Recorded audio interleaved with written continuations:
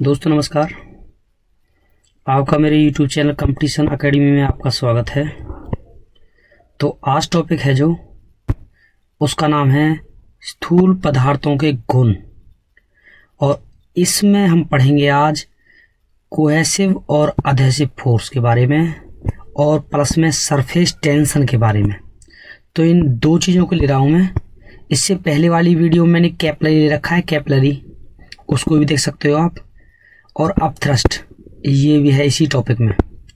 लेकिन इस वीडियो में सिर्फ आपको ये दो चीज़ मिलेंगी और दोस्तों बहुत मज़ा आने वाला है, क्योंकि आपको इससे बाहर कुछ नहीं मिलेगा टेस्टों में, और बहुत सिंपल लैंग्वेज है। तो दोस्तों शुरू करते हैं। संचयक बल और आसंजक बल। तो एक ही पदार्थ के अणुओं के बीच, एक ही पदार्थ, ये ध्यान रखना है आपको, तो एक ही पदार्थ के अणुओं के बीच लगने वाले बल को कौन सा बल कहते हैं? तो इसे कहते हैं कोहेसिव फोर्स, संसर्जक बल, जो एक ही पदार्थ के अणुओं के बीच लगे। जैसे ये मान लो पानी है और पानी के अंदर जो अणु है, अणु बोल दो हिंदी में और इंग्लिश में बोल दो मॉलिक्यूल, इंग्लिश में मॉलिक्यूल और हिंदी में अणु। तो यहाँ पे जो फोर्स लग रहा है, यहाँ पे जो अट्रैक्शन हो रहा है मॉलिक्यूल का, तो ये भी पानी के अणु हैं और ये भी पानी के अणु हैं। तो दोनों अणु एक ही पदार्थ के हो गए। तो एक ही पदार्थ के अणुओं के बीच लगने वाले बल को क्या कहते हैं? संसर्जक बल। नेक्स्ट, भिन्न भिन्न प्रकार के पदार्थों के अणुओं के बीच लगने वाले बल को कौन सा बल कहा जाता है? भिन्न भिन्न प्रकार के पदार्थ, तो इसे कहा जाता है दोस्तों अधेसिव फोर्स। जैसे आपको बता दूं मैं, यहाँ पे ये जो चिपकी हुई है बूंद, और किससे चिपकी हुई है? पत्तों से। तो दो चीज हो गई, एक तो पत्ते के मॉलिक्यूल, एक तो पत्ता और एक पानी। तो भिन्न भिन्न पदार्थ हो गए, तो पत्ता और एक पानी। इन दोनों के बीच जो बल लगता है उसे बोलते हैं अधेसिव। किस के बीच? पत्ते के अणुओं के बीच और पानी के अणुओं के बीच जो अट्रैक्शन है उसके कारण ये बूंद चिपकी हुई है, इससे चिपक रही है। आपको जनरली लगता है ऐसे जैसे आपको चिपकी दिखाई दे रही हो, असलियत में तो पत्ते के जो मॉलिक्यूल हैं और पानी के जो मॉलिक्यूल है उनका अट्रैक्शन ज़्यादा बढ़ रहा है। इसके चक्कर में दो अणुओं के बीच बल लग रहा है, उसे बोलते हैं अधेसिव फोर्स। अगर मैं बात करूं दोस्तों केवल पानी पानी के बीच में जो बल लग रहा है, इसमें पानी पानी के अंदर के अणु के कारण ये बूंद गोल है और चिपक रही है, तो इसे बोलते हैं कौन सा? Cohesive force. नेक्स्ट देखते हैं। अब आप देख सकते हो कि अगर मैं यहाँ पे है H2O पानी और गिलास के बीच, यहाँ पे एक गिलास है और H2O पानी है, वाटर। तो इनके एक तो हो गया वाटर नंबर 1, नंबर 2 गिलास। तो इनके अणुओं के बीच जो बल है वो है अधेसिव, आंसजक बल। यहाँ भी देख सकते हो आप मरकरी, Hg मरकरी और गिलास के बीच जो बल है, ये भी Hg एक पदार्थ, गिलास दो पदार्थ, ये भी कौन सा फोर्स है? अधेसिव। अगर मैं बात करूं H2H2O के बीच लगने वाला फोर्स, तो एक कोहेसिव है। Hg मरकरी के बीच जो लगने वाला बल है वो भी कौन सा है? कोहेसिव। तो बहुत आसान है, देख लेना दोस्तों। और आपको वैसे भी पता होगी कि अगर मैं बात करूं किताब की, किसी भी किताब की बात करूं मैं, तो किताब और गोंद के बीच में जो लगने वाला बल है तो ये हुआ अधेसिव, क्योंकि किताब हो गई आपकी और एक गोंद हो गया। अगर मैं बात करूं केवल किताब के बीच जो लगने वाला बल है, कागज के बीच जो कागज के मॉलिक्यूल आपस में चिपक रहे हैं और एक पेज बनता है उससे, तो उसे बोलते हैं कोहेसिव। बहुत उदाहरण है आपके सामने दोस्तों, देख लेना ये भी उदाहरण है कि पानी की बूंद और जाल के बीच जो बल लग रहा है, दो चीज़ें हो गई, जाल के मॉलिक्यूल और पानी के मॉलिक्यूल, तो इसे बोलेंगे अधेसिव। हाँ, पानी पानी के बीच जो बल है जिसके कारण ये बूंद गोल है, पानी पानी के मॉलिक्यूल इकट्ठा हो रहे हैं, इनके बल लग रहा है, अट्रैक्शन के कारण ये चिपक रहे हैं, गोल हैं, तो पानी पानी के बीच लगने वाला बल कोहेसिव, संसर्जक बल। नेक्स्ट उदाहरण देखो दोस्तों, यहाँ पे वही बात है कि ये जो लाठी है और यहाँ पे ऑक्सीजन है, तो दो बल हो गए, एक तो लाठी एक अणु और एक ऑक्सीजन के अणु, तो ये फोर्स हुआ अधेसिव। और जबकि यहाँ देखो बॉन्ड किसका है, पानी और पानी का बॉन्ड है, इसे बोलते हैं कोहेजन, संसर्जक बल। नेक्स्ट, गैसों में किस बल का मान कम होने के कारण उनमें विसरण पाया जाता है। आपको बता दूं, परफ्यूम देखा है आपने, परफ्यूम किस पर काम करता है, विसरण पर। जहां परफ्यूम के मॉलिक्यूल बहुत ज़्यादा बिखर जाते हैं, और मॉलिक्यूल बिखर जाते हैं तभी हमें दूर तक सुगंध आती है, असलियत में मॉलिक्यूल बिखर जाते हैं। तो बिखरना, विसरण या डिफ्यूजन इंग्लिश में।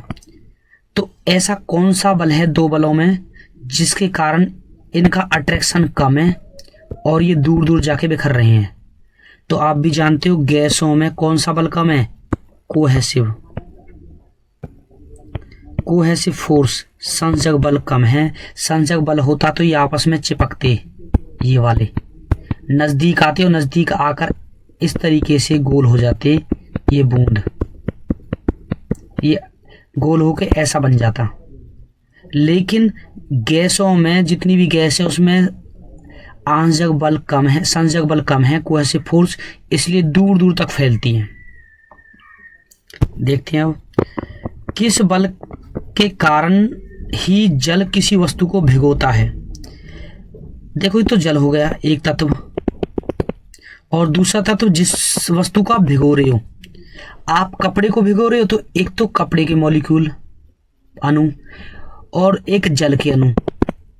तो कहने का मतलब कौन सा बल है, अधेसिव, जिसमें दो अणु हो गए।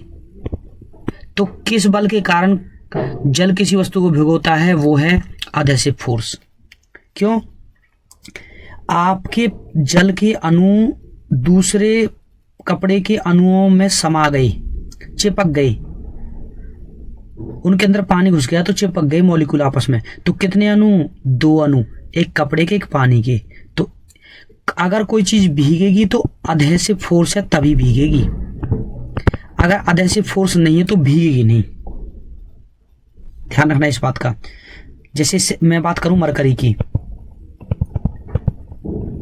मरकरी को कपड़े पर डाल दो, कपड़ा भीगेगा ही नहीं, तो कहने का मतलब इसमें अधेसिव फोर्स है ही नहीं। अगर कोई चीज भीगेगी दूध से, चाय से, पानी से, तो कहने का मतलब दो अणु आपस में टकरा रहे हैं, उन चिपक रहे हैं, तभी वो भीगेगी। तो ये बल हुआ आपका अधेसिव फोर्स। नेक्स्ट, ये मेन पॉइंट्स हैं, देख लेना। ये आंसर है इनके। एक ही पदार्थ के अणुओं के बीच लगने वाला बल संसर्जक बल, भिन्न भिन्न पदार्थों के बीच लगने वाला बल आंसर्जक बल। गैसों में संसर्जक बल का मान कम होने के कारण उनमें विसरण पाया जाता है। परफ्यूम आपका विसरण पर काम करता है। आंसर्जक बल के कारण ही जल किसी वस्तु को भिगोता है। जब द्रव ठोस के बीच आंसर्जक बल द्रव के संसर्जक बल से अधिक होता है तभी वो गीला होता है। तो आंसर्जक बल अधिक मजबूत होता है तभी कोई चीज भीगेगी। ध्यान रखना इस बात का। अब है को दोस्तों क्वेश्चन, एक साफ शीशे की प्लेट पर पानी की बूंद गिराने से वह फैल जाता है, तो पारे की एक बूंद गोलाकार बनी रहती है। साफ प्लेट पर पानी की बूंद अगर डालूं तो फैल गया। जैसे ये था एक शीशा और मैंने पानी की बूंद, एक बड़ी पानी की बूंद इस पर डाली और डलते ही क्या हो गया, चारों ओर फैल गया ऐसे करके। तो कहने का मतलब फैला नहीं है, हम तो बोलते हैं सिंपल भाषा में फैल गया। असलियत में ना जो इसके कांच के मॉलिक्यूल थे, शीशे के जो मॉलिक्यूल थे, उन्होंने अट्रैक्शन, इनके बीच में अट्रैक्शन हो गया, तो इस चक्कर में ये और ये फैल गए, मिल गए आपस में। तो कहने का मतलब अधेसिव फोर्स हुआ। अब बात आई पारे की बूंद की। पारे की बूंद अगर डाली प्लेट पे तो वो गोल बनी रही, देखना। अगर पारे की बूंद डाली तो वो फैली नहीं। अब जबकि पानी की बूंद फैल गई, पता कारण क्या है? पारे के जो मॉलिक्यूल हैं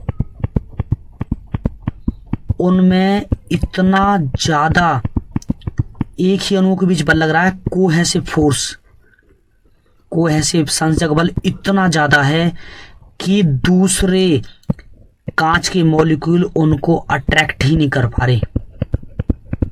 कांच के जो मॉलिक्यूल हैं, कांच के मॉलिक्यूल अट्रैक्ट कर पाते तो फैल जाता है, ये अणु फैल जाते।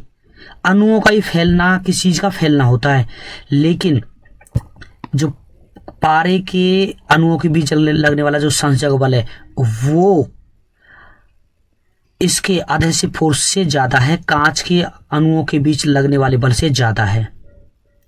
तो अगर कोई चीज फैलेगी, नोट कर लेना कॉपी में दोस्तों, अगर कोई चीज फैलेगी तो उसमें एडहेसिव फोर्स ज्यादा है। अगर कोई चीज नहीं फैलेगी तो जो चीज नहीं फैलेगी उसमें कोहेजन फोर्स इतना ज्यादा है कि वो दूसरी तरफ अट्रैक्टिव नहीं हो रहे, दूसरे पदार्थ की तरफ। अब देखो यही आंसर था कि पारे के संसर्ग बल उसके शीशे के साथ आंसर्ग बल से अधिक होता है, तो पारे के ही अणु आपस में बहुत मजबूत हैं, वो फैलने नहीं दे रहे। समझ गए नहीं समझे? तो पारे का संसर्ग बल ही इतना ज्यादा है कि वो शीशे के एडहेसिव फोर्स से ज्यादा अधिक है। नेक्स्ट डिटेल देख लेना दोस्तों पढ़ के आराम से। अब है दोस्तों सरफेस टेंशन। आंसर्ग बल संसर्ग बल इसलिए पढ़ाया है क्योंकि सरफेस टेंशन में कहीं ना कहीं काम करेगा ये। तो सरफेस टेंशन को एक लाइन में बोलो ना दोस्तों, एक लाइन में, एक ही, तो जिससे आपका टॉपिक ही कंप्लीट हो जाए। तो वो है दोस्तों जो पानी के मॉलिक्यूल है ना, जो पानी के मॉलिक्यूल होते हैं अंदर, ये पानी के, अगर इनकी एक लेयर, अगर इनकी एक लेयर ऐसे पानी के ऊपर आ जाए, यानी कि इनके अणुओं के बीच, पानी के अणु हैं जो सब हैं, पानी के अणु दिखाई दे रहे हैं, इनके अणुओं के बीच कोहेसिव फोर्स, कौन सा फोर्स? कोहेसिव संसर्ग बल, कोहेसिव फोर्स ज्यादा लगा हुआ है सरफेस पर। सरफेस मीन्स धरातल पर, ये सरफेस है। तो इनके बीच बल लग जाता तो ये चिपक जाते हैं आपस में ऐसे ही, और चिपकने के बाद एक परत सी जम जाती है, लेयर सी, जैसे दूध की एक परत होती है, ऐसे दूध की परत की तरह एक लेयर जम जाती है, दूध में दिखाई दे देती है आपको वो लेयर, ठीक है, लेकिन पानी में दिखाई नहीं देती, इसलिए आप कंफ्यूज होते हो।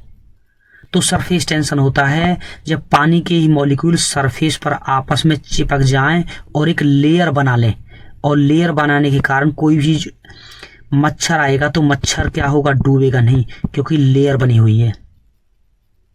और इनके बीच, मॉलिक्यूल के बीच आपस में होता है कौन सा? Cohesive force.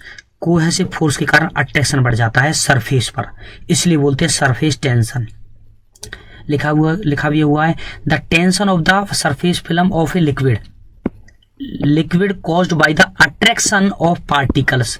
जो अणु है उनके बीच अट्रैक्शन बढ़ जाता है इन द सरफेस लेयर, एक परत जम जाती है by the bulk of liquid. एक लाइन में सिंपल भाषा में, गांव की भाषा में बताऊं तो, एक लेयर, एक परत जम जाती है दूध की मलाई की तरह। इनके बीच भी मॉलिक्यूल का अट्रैक्शन ज्यादा हो गया तो एक परत जम गई, जबकि अंदर के मॉलिक्यूल आपस में ऐसे ही हैं।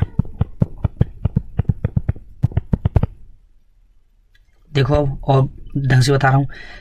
पहले पृष्ठ तनाव के उदाहरण देखो। छोटी सुई का स्थिर द्रव के तल पर तैरना। छोटी सुई तैरेगी क्योंकि लेयर बन गई, पानी के मॉलिक्यूल की अट्रैक्शन के कारण। दाढ़ी बनाने वाले ब्रश को पानी में भिगोकर ब्रश के तंतुओं का आपस में चिपक जाना। चिपक जाना का मतलब है ब्रश के तंतु के मॉलिक्यूल यहाँ थे, कोहेसिव फोर्स बढ़ा और तंतु ऐसे आपस में चिपक गई ऐसे। ये सिस्टम है। शीशे की नली के अग्रभाग को गर्म करने पर उसका गोल हो जाना। कुछ गोल नहीं होता साइंस की लैंग्वेज में।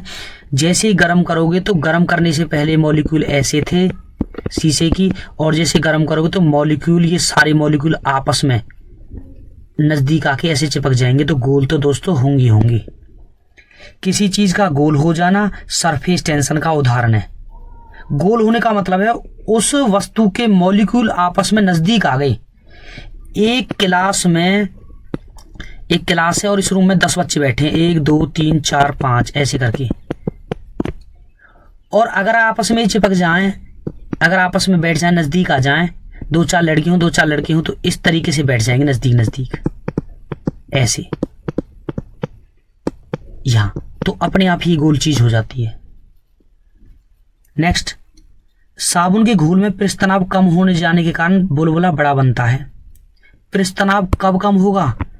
जब अणु जो चिपक रहे हैं ना आपस में, जब अणु दूर दूर होंगे तो समझो पृष्ठ तनाव कम हो गया। और पृष्ठ तनाव बढ़ेगा कब? जब अणु आपस में नजदीक आ जाए। ये है पृष्ठ तनाव का बढ़ना। कम पृष्ठ तनाव के कारण गर्म सूप स्वादिष्ट लगता है। पानी की बूंद का गोल होना, ये बहुत अच्छा उदाहरण है। तेल का जल के ऊपर फैलना, फैल कैसे जाता है? क्योंकि मॉलिक्यूल की पानी के मॉलिक्यूल की एक परत जम जाती है। मच्छर का पानी के ऊपर तैरना, ये उदाहरण है। बता दिया 90% क्वेश्चन इन्हीं में से आ जाएंगे। बहुत गहराई में नहीं पूछता, केवल और केवल इसी से आ जाते हैं क्वेश्चन, तो इनका ध्यान कर लेना। 90% क्वेश्चन इसी में से आ जाएंगे। अब पढ़ते हैं नेक्स्ट, डिटेल। तो दोस्तों सरफेस टेंशन मैंने बता दिया। द कोहेसिव फोर्स लगता है एक ही पदार्थ के अणुओं के बीच। Among the liquid molecules are responsible for this फेनोमेन।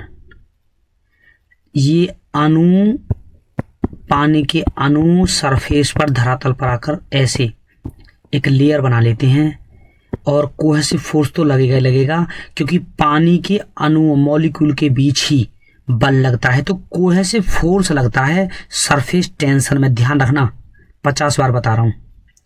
पानी के नीचे जो मॉलिक्यूल होते हैं वो इस तरीके से अपना बनाते हैं एक।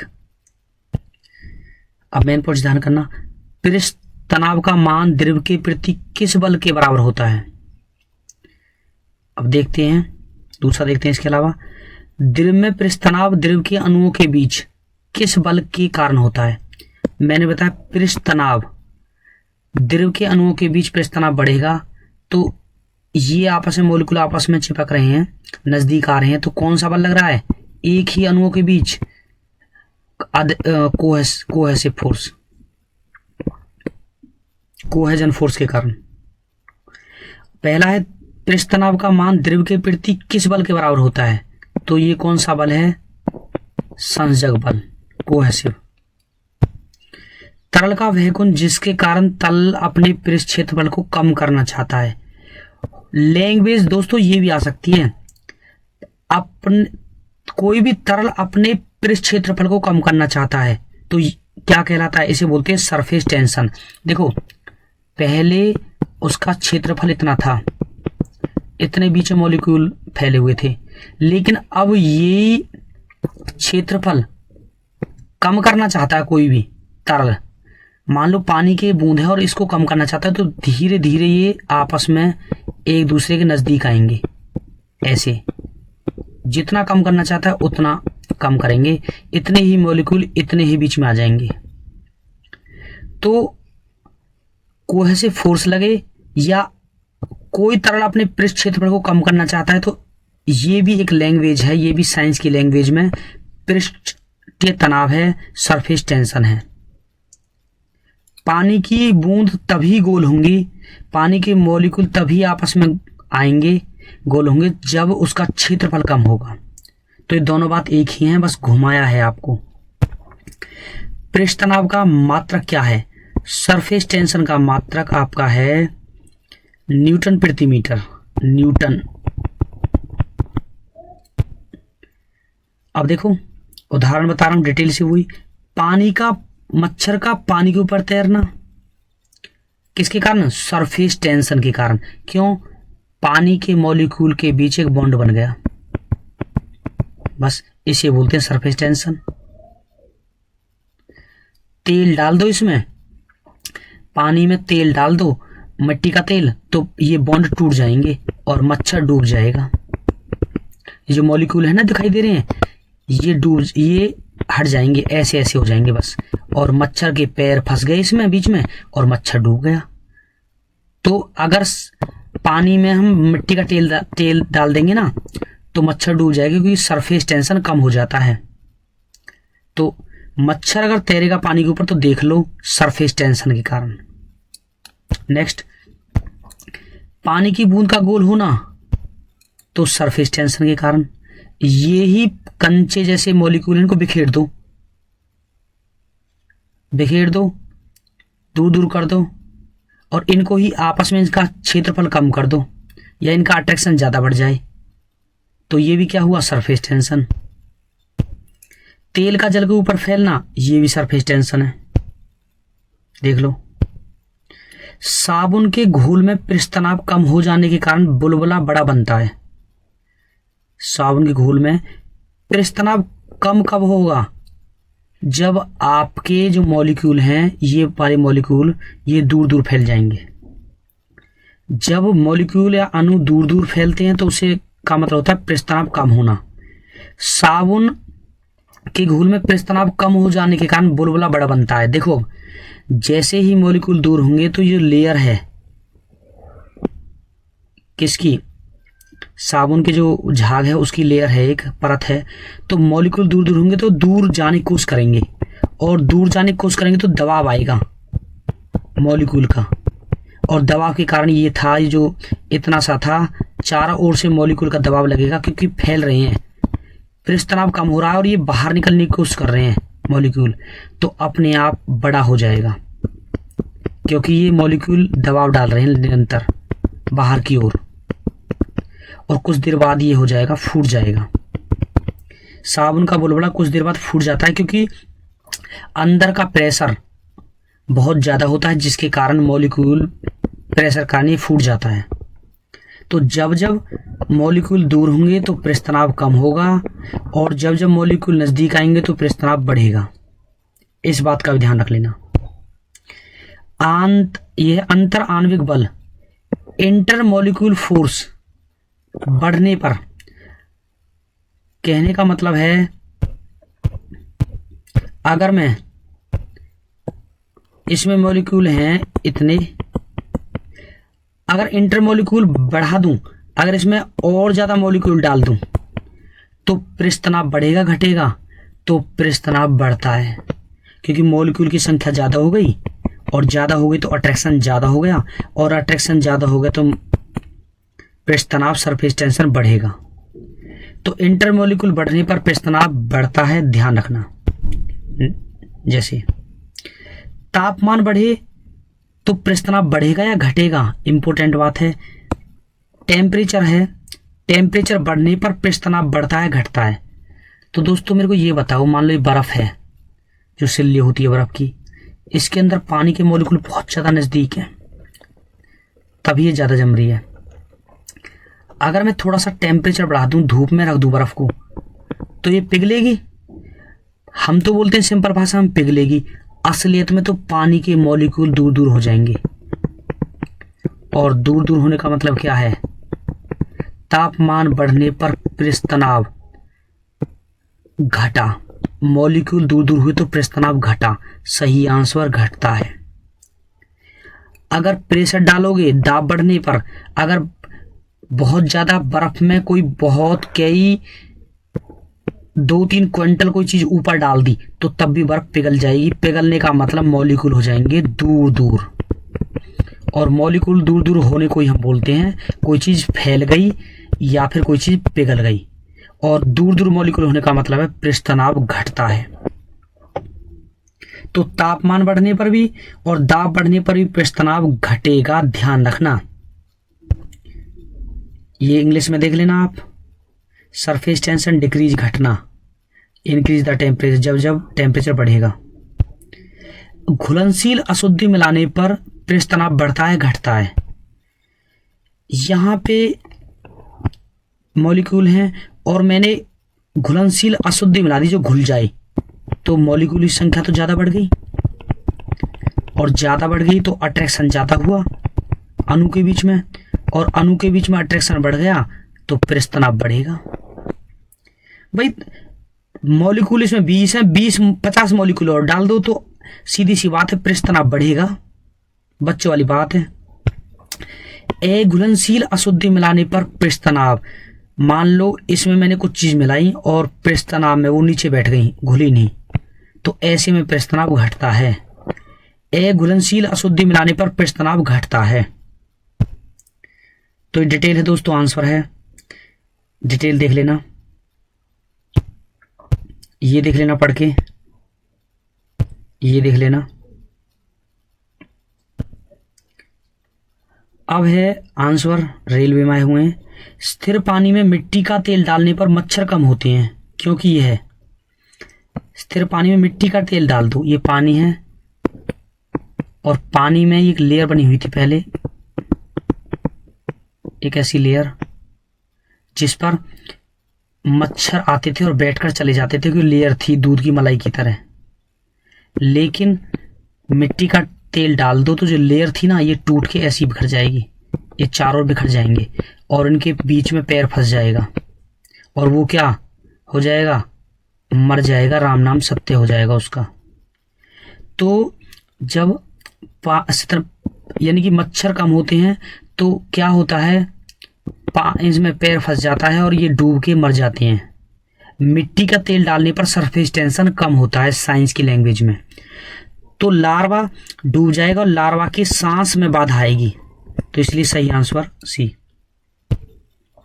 देख लेना इसको कि स्थिर पानी मिट्टी का तेल डालने पर जल का पृष्ठ तनाव कम हो जाता है, अभी बताया है, जिससे जल की सतह पर बनी तनाव की झिल्ली टूट जाती है। जो ये झिल्ली बनी हुई थी ये क्या हो गई, ये जो लेयर थी वो टूट गई ऐसे करके, फलस्वरूप लार्वा सांस नहीं ले पाते और पानी में डूबकर मर जाते हैं और मच्छरों की वृद्धि रुक जाती है। द्रवों में पृष्ठ तनाव का कारण क्या है, जितने भी लिक्विड हैं उनमें पृष्ठ तनाव का कारण क्या है, तो मैंने बता तो दिया, अणुओं के मध्य कोहेसिव फोर्स। ये अणु है, ये पानी के अणु हैं मान लो, और जब ये इनके बीच कोहेसिव फोर्स लगेगा तो ये ऐसे हो जाएंगे बस। तो पृष्ठ तनाव का कारण है कोहेसिव फोर्स, देख लेना। या फिर दूसरी लैंग्वेज में, द्रव अपने पृष्ठ क्षेत्रफल को कम करना चाहता है, ये एक ही बात है। वैसलीन लेपित सुई क्षैतिज तिल में जल पृष्ठ पर धीरे धीरे से डुबोई जाती है। कोई सुई है और उस पर वैसलीन लगा दी और उसे फिर पानी पर डुबोया तो वह तैरती होती है। कोई चीज तैरेगी तो समझो सरफेस टेंशन मौजूद है, तो सही आंसर पृष्ठ तनाव। निम्न में से असत्य कथन कौन सा है, लोहा पानी में डूब जाता है, सही है। लकड़ी पानी पर तैरती है, सही है, हमें ढूंढना असत्य है। पारा पानी पर तैरता है, गलत। पारा तो पानी में डूब जाता है क्योंकि पारे का घनत्व पानी के घनत्व से अधिक है, और जब जब कोई चीज डूबेगी तो समझो डूबने वाली चीज का घनत्व अधिक है। बहुत सिंपल तरीके से बता रहा हूं मैं आपको, जिस चीज का घनत्व अधिक है वो डूबेगी ही। देख लेना डिटेल। वर्षा की बूंदें गोलाकार होती है, गोल जो चीज होगी तो मॉलिक्यूल नजदीक आएंगे, तो नजदीक आएंगे तो पृष्ठ तनाव। पानी की बूंद गोलाकार होती है, इसका कारण है पृष्ठ तनाव। द्रव बूंद की संकुचित होकर न्यूनतम क्षेत्र घेरने की प्रवृत्ति के कारण, द्रव संकुचित होकर इकट्ठा होकर, द्रव क्या लेते हैं, मॉलिक्यूल इकट्ठा होते हैं, अणु इकट्ठा होते हैं, न्यूनतम क्षेत्र घेरेंगे। पहले ये घेर रखा था इतना स्थान, अब न्यूनतम स्थान घेर रहे हैं, तो इसे क्या बोलते हैं? पृष्ठ तनाव। तेल जल के ऊपर फैल जाता है क्योंकि तेल का जो फैल क्यों गया? क्योंकि तल तनाव कम था, पृष्ठ तनाव कम था तेल का। देखो ये तो थे, मान लो ये पानी भरा हुआ है किस चीज में, ये पानी के मॉलिक्यूल हैं, तेल था, तेल ऐसे था, हमने ड्रॉप में डाला, ऐसे गोल में था जब डाला, लेकिन क्या हुआ? तेल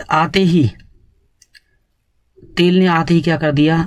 मतलब जो तेल के वो थे मॉलिक्यूल, वो पानी के मॉलिक्यूल पर अटैक्ट हो गए, और अटैक्ट होते आते आते वो फैल गया। और कोई चीज फैलेगी कब? जब पृष्ठ तनाव कम हो या उसका घनत्व कम हो। मिट्टी का तेल पानी को तैरता है क्योंकि मिट्टी की तेल घनत्व पानी के घनत्व से कम होता है। वर्षा की बूंद गोलाकार होती है पृष्ठ तनाव के कारण। तो दोस्तों ये कंप्लीट है। कैपिलरी देखने के लिए अगली वीडियो देखें, मेरी बनी हुई है। Thank you.